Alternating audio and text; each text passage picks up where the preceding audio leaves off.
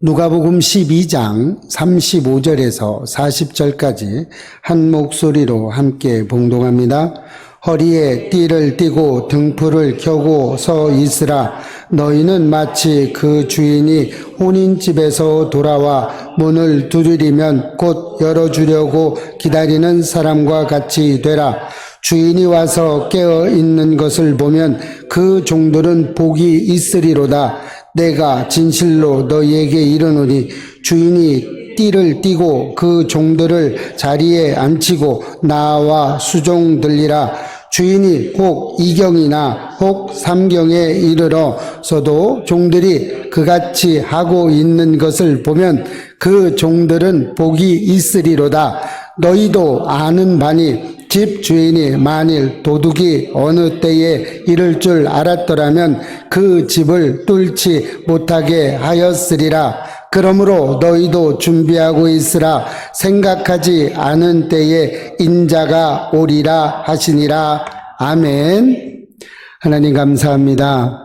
하나님께서 함께하여 주셔서 이 저녁에 주님 전에 나온 주님의 백성들 갖가지의 기도의 제목 가지고 나왔사오니 하나님 하늘문을 열어주셔서 응답되게 하시고 질병이 떠나가는 역사가 일어나게 하여 주옵소서. 누가 왔든지 은혜 받게 하여 주셔서 하나님을 나의 주 나의 구원자로 고백할 수 있도록 믿음을 허락하여 주시고 강건하게 하여 주옵소서. 감사드리옵고 예수님의 이름으로 기도합니다. 아멘. 날씨가 많이 더워졌어요. 그래도 여러분이 건강하게 잘 지켜줘서 너무나 감사해요.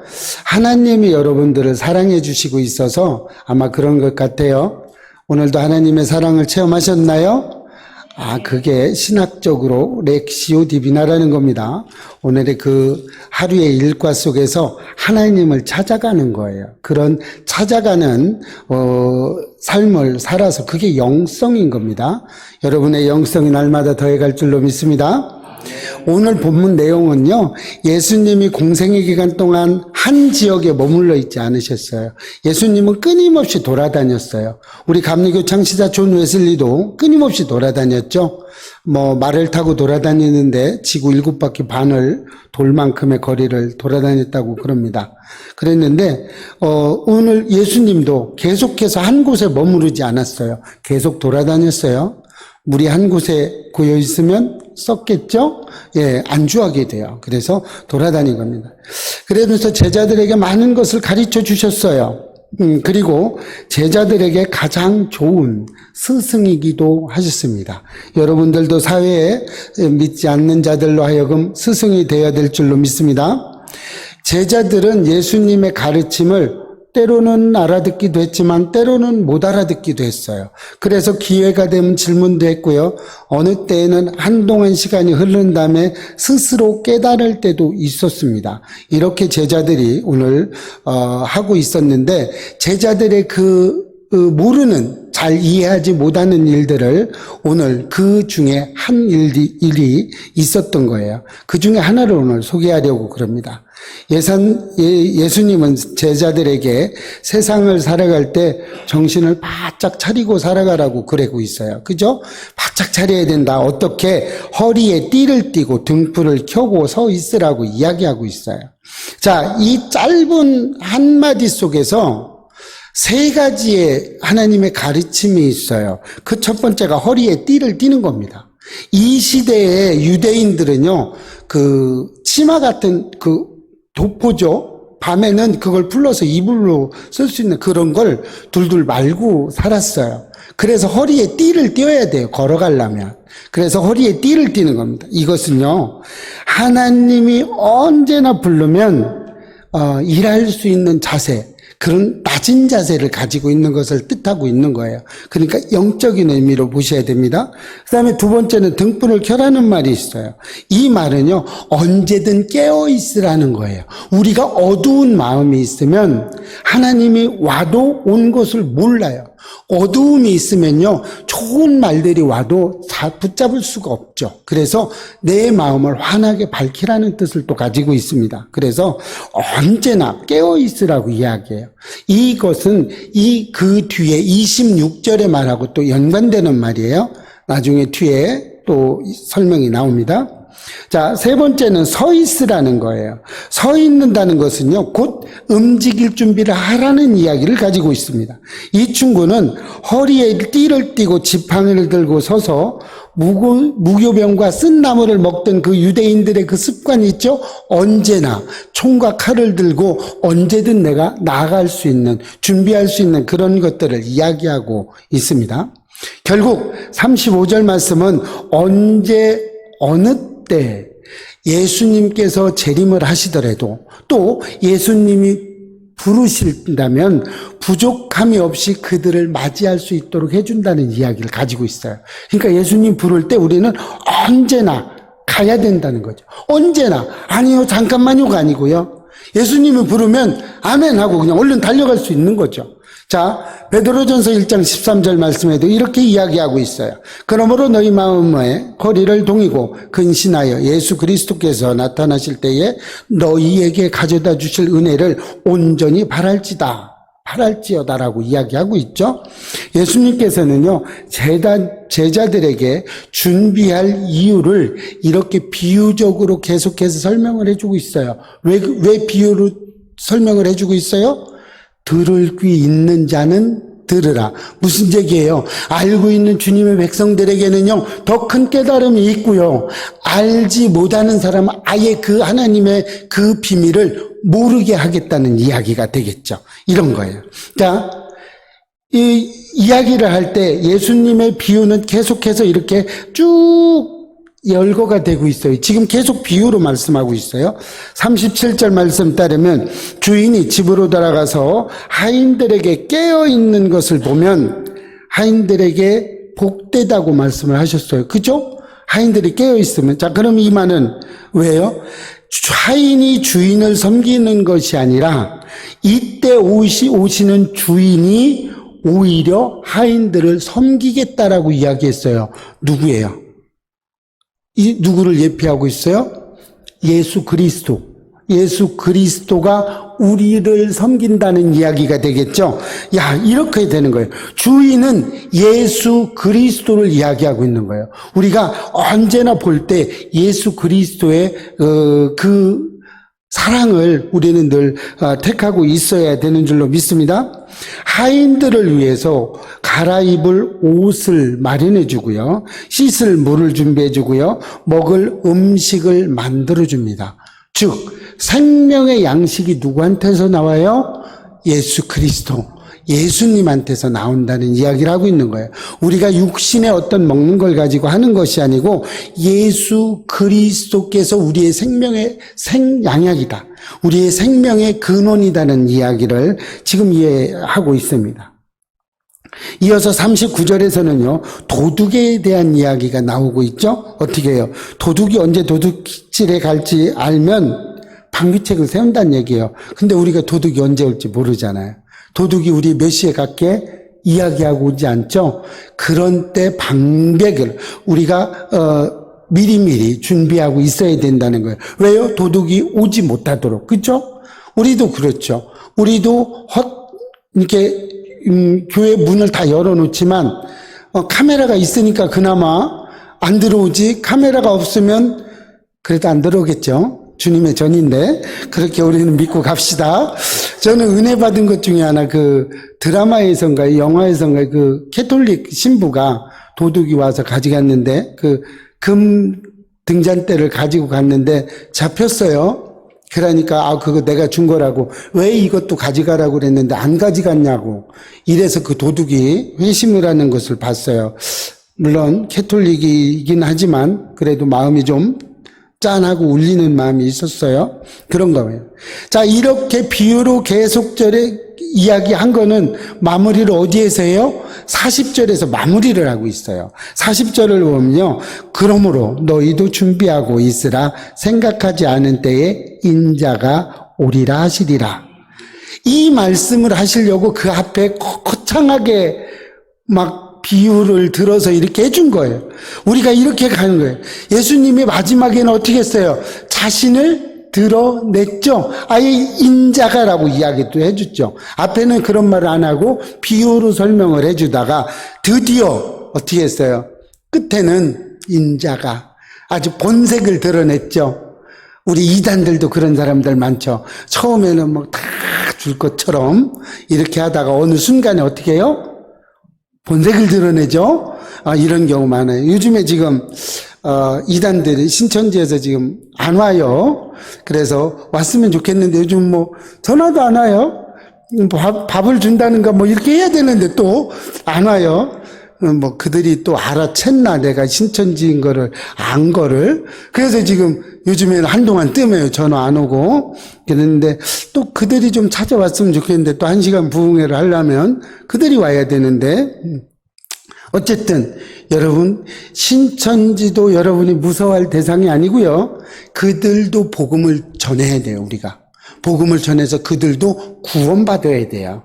그러니까 여러분 신천지가 오면 여기가 신천지야 얘기를 하시고 복음을 마음껏 아주 그냥 토하시기 바랍니다. 저번에 그 사람들이 한 번 더 왔어야 되는데 부흥회를 한 번 더 하는데, 자, 이렇게 됐습니다. 그래서 본문의 시작과 끝이 분명해요. 35절부터 40절까지가 시작했을 때 허리에 띠를 띠고 등불을 켜고 서 있는 사람들로 이렇게 해서 비유를 막 해가지고 오다가 끝에서는 어떻게 해요? 인자가 언제 올지 모르니까 준비해라. 그죠?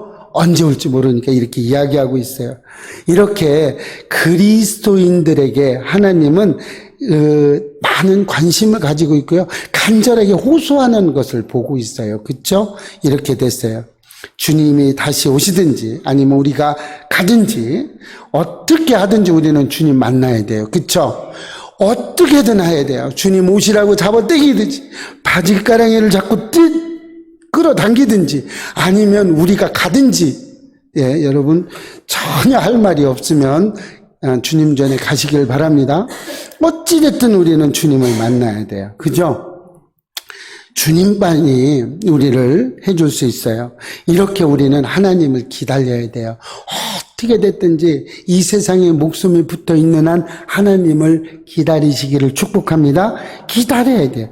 이렇게 기다리자 그러면 오늘 본문을 통해서 몇 가지 교훈을 우리가 얻을 수 있어요. 이 교훈을 가지고 우리 열심히 주님을 기다리는 마음으로 천국을 기대하며 소망합시다. 자, 그러면 어떻게 기다려야 될까요? 그 첫 번째는 열심히 준비하면서 기다려야 돼요. 가만히 있으면 누가 해주겠요? 안 해주죠? 그렇죠. 감 나무 밑에서 감 떨어지기 기다리면 떨어지려고 할 때 딴 사람이 딱 따가지고 가요. 요즘 떨어질 때까지 기다리면 한 첨도 못 먹습니다.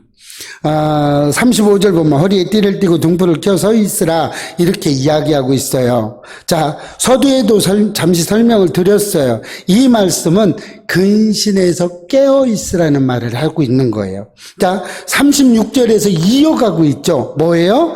너희는 마치 그 주인이 혼인잔치에서 돌아와 문을 두드리면 곧 열어주려고 기다리는 사람과 같으니라고 이야기하고 있어요. 자, 이 이야기는 무슨 이야기를 하고 있어요? 기다리는 것이 그냥 기다리는 것이 아니에요. 그냥 해서 되는 것이 아니에요. 하나님을 찾고 우리는 열심히 무엇인가를 해야 되겠죠. 그럼 무엇인가를 해야 돼요. 하나님을 맞을 준비를 해야 되겠죠. 그래서 우리 새벽 예배 때 성경 읽고 있죠? 기다리는 거예요. 우리가 이 땅에서 살아가는 것이요, 내가 먹고 살기 위해서 어떤 사람 그러더라고요. 살기 위해서 먹어요. 자, 우리는 살기 위해서 먹습니까? 아니요. 예수님 기다리려고 먹어요. 그죠? 그렇게 되는 거예요. 우리는 은혜로 구원받았지만 은혜를 내세우면서 하나님의 은혜예요. 하나님이 해주실 거예요. 그러면서 아무런 준비 없이 가만히 있으면 천국 가요? 못 가요? 못 갑니다. 그렇게 되면 하나님은 결단코 우리를 위해서 착하고 충성된 종이라고 절대 하지 않아요. 그죠? 우리는 구원에 이르도록 처음부터 끝까지 단계 기다리면서 우리가 할 수 있는 준비를 끝까지 해나가야 되는 줄로 믿으시기 바랍니다. 은혜는 반드시 준비된 삶에서만 이끌어지는 거예요. 은혜는 우리가 준비한 만큼만 되는 거예요. 은혜는요, 하나님의 폭포수처럼 쏟아 부어주셔도 내가 가지고 있는 그릇만큼만 내가 담고 은혜 받을 수 있어요. 내 그릇이 커야 돼요. 내 그릇이 조그만하면요, 요만하면요, 요만큼밖에 은혜가 들어가지 않아요. 그 다음에 은혜는 어떻게 돼요? 옆 사람이 가져요. 나한테 흘러나온 은혜가 옆 사람에게 흘러가서 옆 사람만 받아요. 그럼 나는 나눠줄 은혜가 있어요, 없어요? 없는 거예요. 없는 거예요. 그래서 하나님이 언제 오신다고 이야기하는 사람들이 있습니다. 그쵸? 또 지금 뭐 어떤 사람이 언제 온다고 또 한번 했더라고요. 성경에 분명히 기록하고 있어요. 그 때와 시는 누구만 알고 있어요? 아버지 하나님만 알고 있어요. 예수님도 모른다고 얘기했어요. 그랬는데 인간이 어떻게 하나님 오는 날을 알아요? 몰라요. 그래서 그렇게 그 때를 안다고 이야기하는 거는요, 새빨간 거짓말입니다. 그건 가짜예요. 거기에 유혹에 넘어가지 않으시기를 축복합니다. 그래, 절대 그런 유혹에 넘어가지 마세요. 그런 진짜 말도 안 되는 얘기죠. 얼마 전에 어떤 사람하고 인터뷰를 하면서 그랬습니다. 무속에 있었으니까 뭐 이런 거 저런 거 뭐 지금 인터넷을 막 획기적으로 획을 긋는 무속인에서 이렇게 목사님으로 이렇게 온 사람들 이야기를 아주 많이 떠들어대고 있습니다. 그래서 저는 간증을 하지 않는다고 이야기를 했어요. 그렇지 않습니까? 그랬는데, 예, 저는 그런 일 못 봤습니다. 그랬어요. 제가 수년 동안 해봤자 나는 그런 일 못 봤어요. 네, 여러분, 어떤 유혹이 와도 이기려면 우리는 뭔가를 준비하고 있어야 돼요. 그죠? 모르고 있으면요, 아무것도 그냥 넘어가는 거예요. 내가 넘어가는 줄도 모르고 넘어가요. 성경을 모르면요, 그런 거 있다고 얘기를 해요. 그죠? 있다고 얘기하는데 내가 뭐 알 길이 있어야지. 있는지 없는지. 그럼 모르니까 그런가 봐. 성경에 있다잖아. 예, 가짜는요 진짜보다 더 진짜 같습니다. 여러분, 너무 진짜 같으면요 그 사람은 100% 가짜입니다. 우리는 이렇게 돼야 돼요. 이렇게 살 때 우리는 믿음이 강건해지는 줄로 믿으시기 바랍니다. 우리의 믿음은요, 준비하고 있을 때 하나님은 쓰세요. 제가 외국에 있을 때 하나님은 제가 가지고 있는 달란트 하나도 쓰지 않으셨어요. 제가 가지고 있는 인맥 하나도 안 썼어요. 쓰지지도 않아요. 아무것도 안 썼어요. 그랬는데 뭐 했냐? 하나님의 감동을 줘서 한 거, 하나님 만나고 나서 배운 거, 그것만 사용하셨어요. 아무것도 안 쓰더라고요. 제가 돈을 잘 벌 수 있는 많은 기술을 가지고 있고요, 많은 달란트를 가지고 있고, 많은 인맥이 있어요. 그런데도 하나도 안 쓰셨어요. 이런 거예요. 여러분, 주님 전에서 준비한 것만 쓰시는 줄 아시기 바랍니다. 밖에서 한 거 하나도 안 쓰세요. 그러니까 주님 만났을 때 주님과 함께 준비하시기를 축복합니다. 두 번째는 인내를 가지고 기다려야 돼요. 인내가 있어야 됩니다. 37절에 주인이 와서 깨어있는 것을 보면 그 종들은 복이 있으리로다. 내가 진실로 너희에게 이르노니 주인이 띠를 띠고 그 종들을 자리에 앉히고 나와 수종들리라. 아멘. 이게 이해가 되세요, 여러분들은? 이해가 되는 말이에요. 어떻게 주인이, 종들이 있어요. 주인이 이때는 밤에 결혼식을 많이 했답니다. 그래서 밤에 데리고 오는데, 어떻게 주인이 밤에 이렇게 오는데 종들이 문을 열어줬다고 해서 주인이 종에게 복대도 할까요? 그렇지 않아요. 그죠? 왜? 종들은 당연히 그렇게 해야 되기 때문에. 그런데 이 말씀은 그런 인간적인 어떤 종속 관계의 종이 아니고요. 이 말씀은요, 주님이 재림하실 때를 이야기하고 있어요. 주님이 재림하실 때 깨어있는 성도들은 이런 대접을 받는다는 얘기예요. 이렇게 이해하시면 참 편합니다. 이렇게 하시면 돼요. 종들은요, 언제나 정당한 대가를 받아요. 그죠? 종들은 그냥 누리지 않아요. 정당한 대가를 받고 해줘요. 그렇기 때문에 종들이 하는 일들이 있어요. 그 일들을 했다고 해서 잘했다 칭찬하진 않아요. 그런데 영적으로 되돌아와서 주님이 재림하실 때 우리는 뭐예요? 주님의 아들이지만 주님의 종이라는 표현도 쓰죠. 우리를 이야기하는 거예요. 주님이 우리를 위해서 발을 마지막 만찬에 우리의 발을 씻어주셨죠? 그렇게 했어요. 그리고 우리를 위해서 어떻게 했어요? 십자가에 달려 돌아가시면서 피 한 방울, 물 한 방울까지 모두 쏟아내셨어요. 누구 때문에? 나 때문에 이렇게 됐어요. 세계 여러 나라를 조사해보면요. 우리나라 사람들이 가장 급하다고 그럽니다. 그래서 여러분들 인터넷이나 이런 데서 좀 많이 보셨죠? 우리나라, 대한민국 사람들, 한국 사람들 하면 가장 기억에 남는 게 뭡니까, 그러면? 모두 다 그러죠. 빨리빨리. 다 빨리빨리. 우리나라 그런 거에 보면 되게 많아요. 그죠? 제가 그렇다는 거죠? 아유, 제가 얼마나 느긋한데요. 할렐루야. 우리나라 속담에 우물에 가서 숭늉 찾는다 이런 말도 있어요. 그죠? 근데 우리나라 사람 진짜 이렇게 좀 빨리빨리 하는 것 같아요. 우리 커피 자판기에서 커피 누르면 벌써 뺄라고 손 갖다 들이대죠.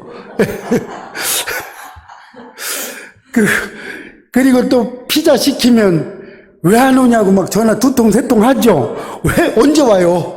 지금 죽게 생겼어요. 막 해가면서. 그런데 러시아에서는요, 빵 한 조각을 먹기 위해서 몇 시간도 그냥 기다린대요. 그냥 아무런 어떤 것도 없이 그냥 기다린대요. 저는 참 이해가 되지는 않지만, 제가 이제 러시아 영주 귀국자들과 좀 생활을 한 적이 있어요. 아주 아닌 건 아닌 것 같아요. 그들은요, 해놓고 그냥 끊임없이 기다려요. 아무 말 안 해요. 그래서 러시아 영주 귀국자들하고 이제 이렇게 이야기하고 대화를 해보면 참 느긋합니다. 급한 게 없어요. 근데 아마 그런 게도 같은 것 같아요. 우리 이런 거예요. 신앙생활도 이런 것 같아요. 우리나라 사람들 신앙생활도요, 불같이 올라갔다가 불같이 떨어지고, 어제 막 저주를 퍼붓다가 오늘은 막 할렐루야하고 막 이렇게 손들고 있고, 주차장에서 싸우는 것 봤는데 여기 와가지고 막 눈물 흘리면서 할렐루야 찬양하고 있고. 그렇죠. 우리나라 어떤 분들은 냄비 신앙을 갖고 있는 것 같아요. 아니 확 탔다 확 줄었다 아주 그냥 이게 분간이 확 돼요. 선악간에. 너무 이런 것 같아요. 그런데 우리는 어떻게 해야 되냐면요, 기다려야 돼요. 인내해야 돼요.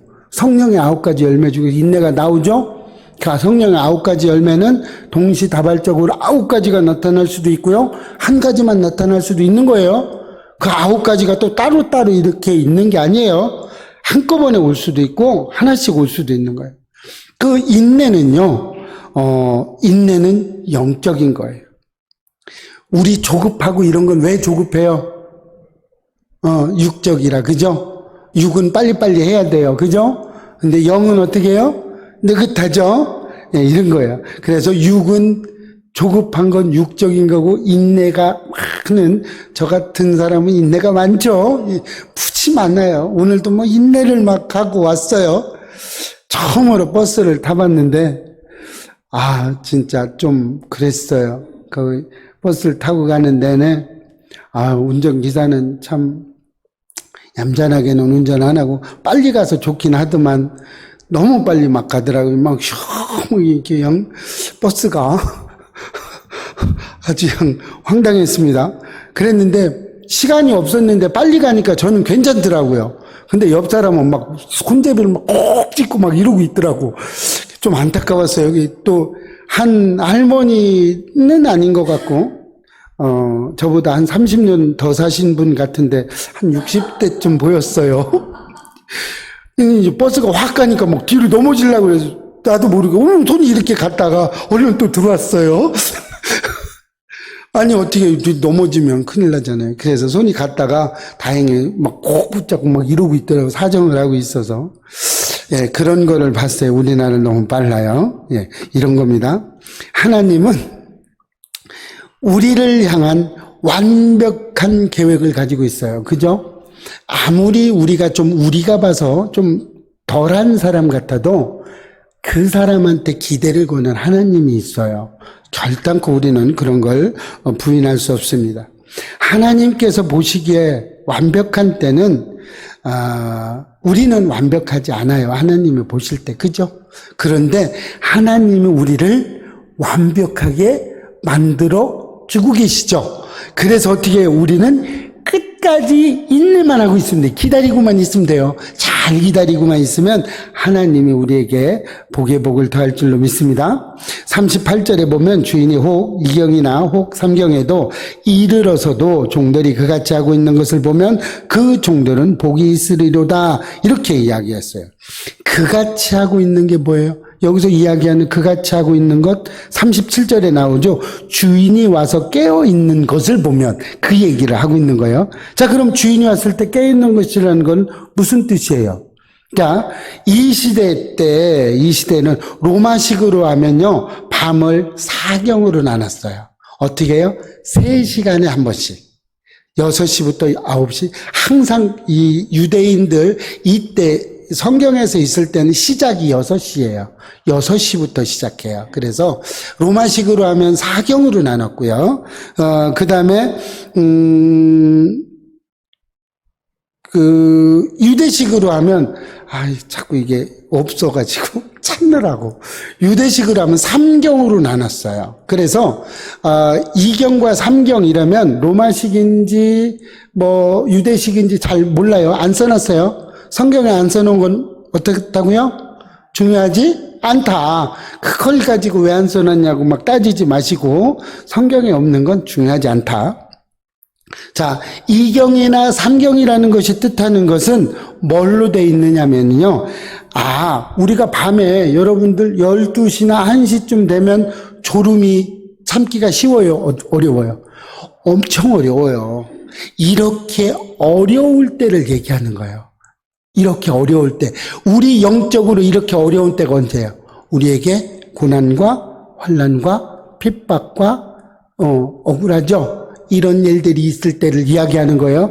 이 밤이라는 것은 사람의 인위적인 어떤 것을 하기는 매우 어려운 시기, 그 시기를 이야기하는 거예요. 그래서 어둠이라고 표현하는 겁니다. 이렇게 밤 늦은 시간에는요, 우리가 참기가 어렵죠. 힘들죠. 이런 때 하나님을 맞이할 수 있어야 된다는 거예요. 이럴 때 우리 깨어 있어야 된다는 거예요. 마태복음 24장 9절에서 12절 말씀해 보면 제가 천천히 읽어드릴게요. 그때에 사람들이 너희를 환난에 넘겨주겠으며 너희를 죽이리리. 너희가 내 이름 때문에 모든 민족에게 미움을 받으리라.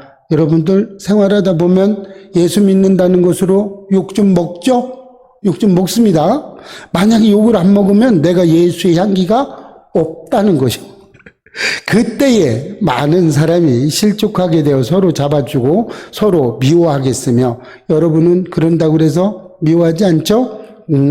거짓 선지자가 많이 일어나 많은 사람을 미혹하겠으며, 그러죠? 요 말 가지고 마지막 때가 왔다고 그러죠?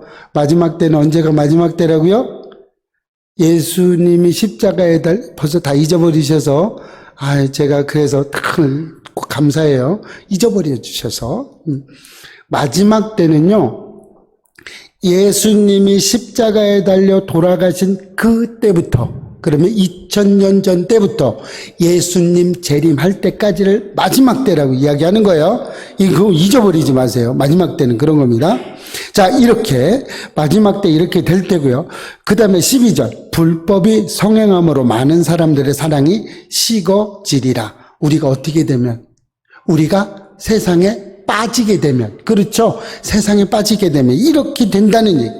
이렇듯 그리스도인이라도 우리 그리스도인들도 이렇게 되면 빠질 수 있어요, 없어요? 있죠. 그죠? 이럴 때 빠질 수 있다는 얘기입니다. 우리가 밤에 그 어두운 시간에 12시, 1시쯤에 그 졸음을 우리가 이길 수 있어요, 없어요?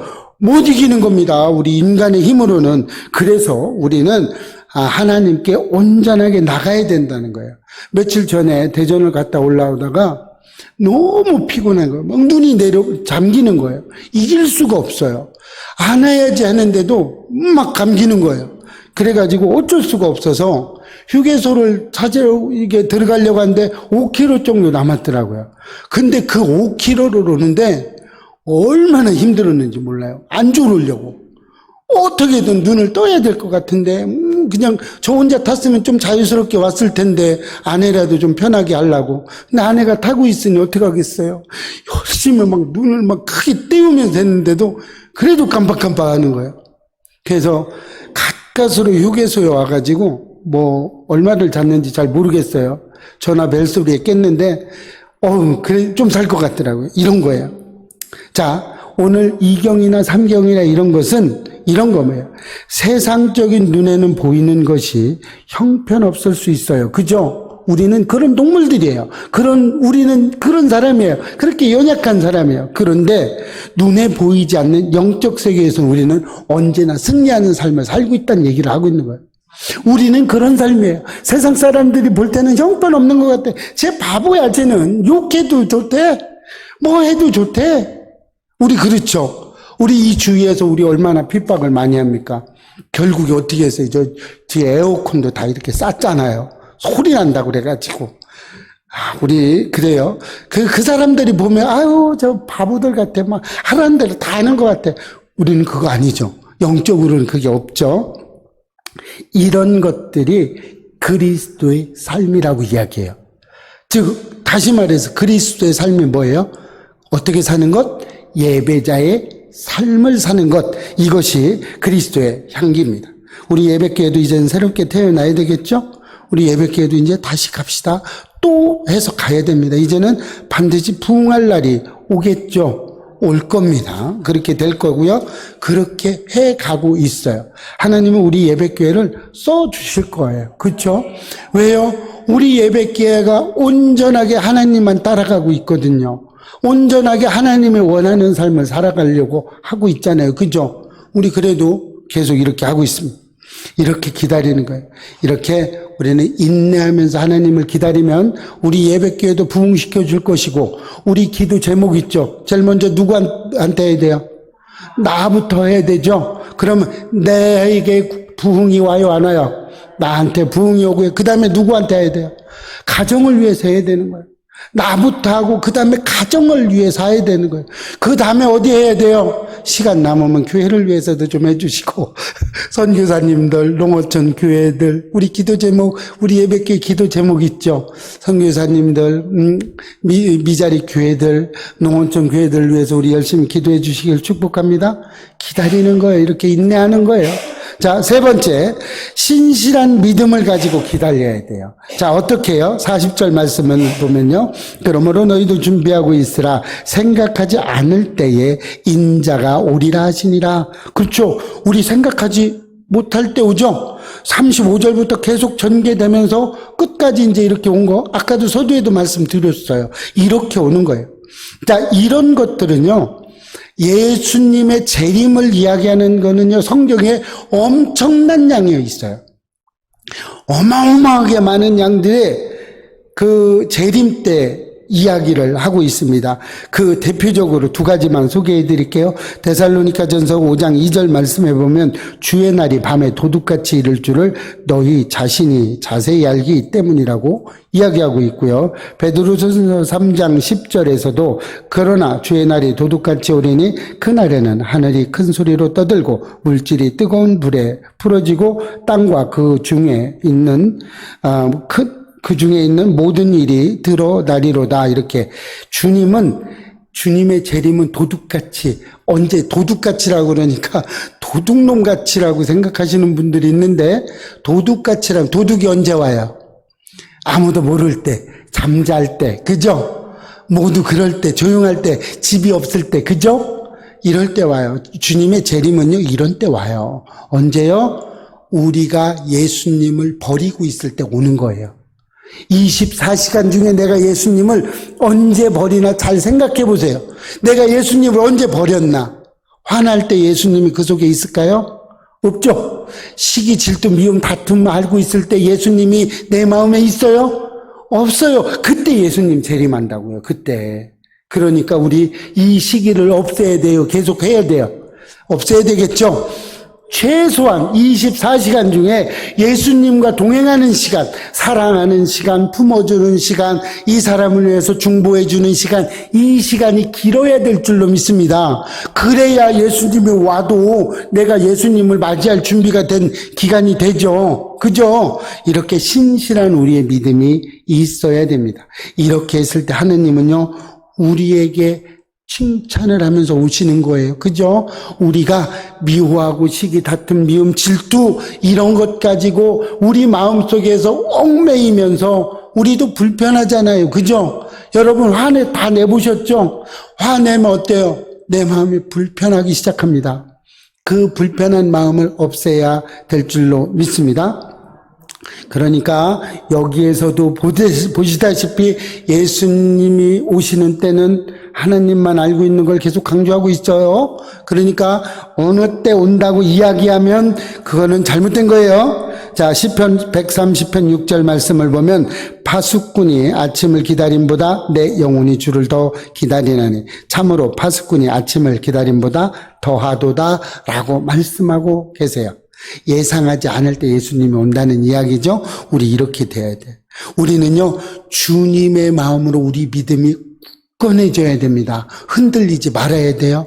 여러분, 어떤 경우가 와도, 여러분을 핍박하는 경우가 와도, 여러분을 어떤 사람이 모함하더라도, 제가 참 모함을 못 참습니다. 많이 못 참는데, 그래도 요즘 잘 참죠? 우리 전도사님의 모함을 막 해도 내가 참습니다. 아내가 숟가락을 던져도 참습니다. 잘 참아요. 이럴 때도 우리는 주님을 붙잡아야 돼요. 어떤 경우가 됐든 주님을 붙잡고 계셔야 될 줄로 믿습니다. 그러니까 화내지 마셔야 된다는 거예요. 우리는요, 주님을 기다리는 동안에 우리가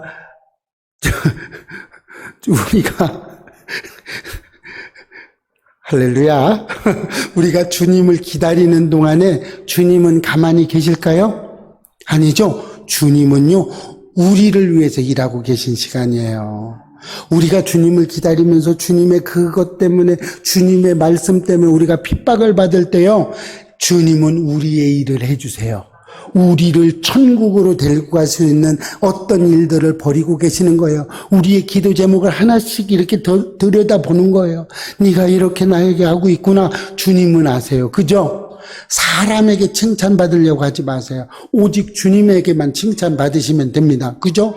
저는요, 저희 멘토 목사님이 감사패를 해준다고 그랬더니 나는 감사패 안 받아. 내가 왜 감사패를 받아? 내가 이 땅에서 받으면 하늘에서 상급이 없는데 내가 왜 이 땅에서 받아? 난 하늘에서 상급을 받을 거야 하고 그 감사패를 거절하셨어요. 저는 그걸 보고 크게 깨달았어요. 아, 그렇구나. 이 땅에서 받을 필요가 없구나. 우리 칭찬 드리려고 노력 안 하시기를 축복합니다. 우리는 하나님을 열심히 기다리시고 하나님을 철저히 신뢰만 하시면 됩니다. 그러면 하나님이 우리를 안아주세요. 여러분, 기도할 때 하나님이 안아주시는 거 느끼시죠? 느끼셔야 됩니다. 어떤 권사님들 느끼시는데, 느끼셔야 됩니다. 우리 전사님 늘 느낀다고 하는데, 느낀다고, 그 느낌을 느끼셔야 됩니다. 네, 그렇습니다. 이렇게 되는 거예요. 하나님께 축복받는 저와 여러분이 되시기 위해서는 우리 열심히 신뢰하면서 잘 우리의 굳건한 믿음을 주님의 배에 드리시기를 축복합니다. 마지막 네 번째, 우리는 열심히 선교하셔야 됩니다. 말씀에 있어서 하긴 하는데 좀 부담스럽죠. 마태복음 24장 14절 말씀을 보면요, 주님은 마지막 때에 이렇게 말씀하고 계십니다. 이 천국 복음이 모든 민족에게 증언되기 위하여 온 세상에 전파되리니 그때야 끝이 오리라. 세상에 전파해야 돼요. 그죠?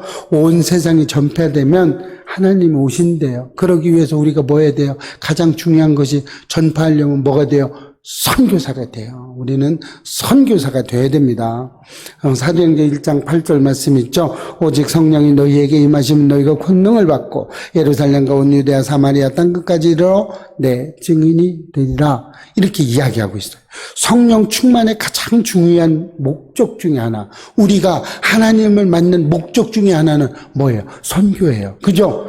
그럼 선교는 두 가지가 있다고 그랬죠? 나가는 선교사, 보내는 선교사, 또 국내 선교, 국외 선교, 뭐 이렇게 이야기를 하죠. 우리는 모두 다 하나님을 믿는 모든 사람은 모두 다 선교사인 줄로 믿으시기 바랍니다. 우리는 늘 듣든지 아니 듣든지 우리는 복음을 전해야 되는 사람이에요. 선교사는요, 복음을 전해야 되는 사람이에요. 그죠? 선교사와 일반 보내는 선교사 차이점이 딱 하나 있죠. 선교사는 전도사하고 좀 다르죠. 전도자와 선교사는 다른 거예요. 전도자는 내가 세상적인 어떤 직업을 가지면서 하나님을 만난 복음을 내가 전하는 것을 전도자라고 이야기하고요. 선교사는 누가 선교사예요? 전적으로 복음을 전하는 일에만 전념하는 사람. 이 사람이 선교사인 거예요. 자, 그러면 여러분들이 국내에서 복음을 전적으로 복음만 전하는 일에 있으면 우리 전도사님 같이 맨날 느끼는데 우리 전도사님 같이 맨날 느끼면서 복음을 전하는 사람은 뭐라 그래요? 선교사라고 하는 거예요. 선교사가요, 엄청난 게 아니에요. 선교사는 오직 주님만 외쳐 부르짖으면 되는 겁니다.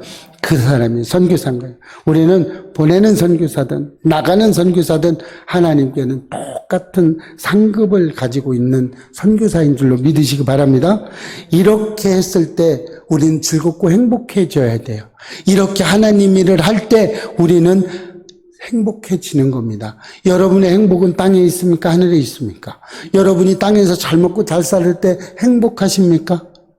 아니면 하나님께 복음을 전하면서 어떻게든 어떤 사람 한 사람이 그 굳어있던 마음이 녹아서 그 사람이 하나님을 체험하고 하나님께 돌아온 것이 기쁘십니까? 여러분은 어디에다가 기쁨을 두시겠습니까? 세상에 두시겠습니까? 하늘에 두시겠습니까? 여러분, 선택은 여러분이 하지만 그 상급은 하나님의 우리에게 주시는 줄로 믿으시기 바랍니다. 여러분, 언제나 하나님을 위해서 모든 것을 매어 맡기는 저와 여러분 되시기를 축복합니다.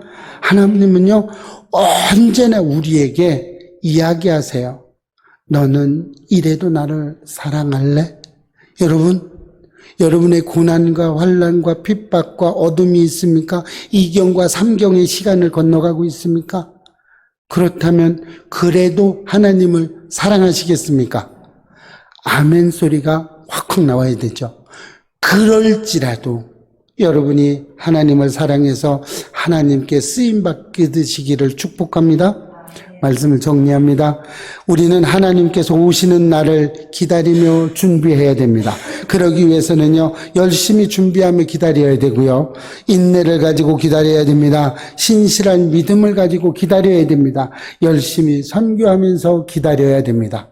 이 말씀이 여러분들의 심령에, 여러분들의 마음에, 여러분들의 머리에, 여러분들의 생활에 깊이 차고 넘치시기를 축복합니다.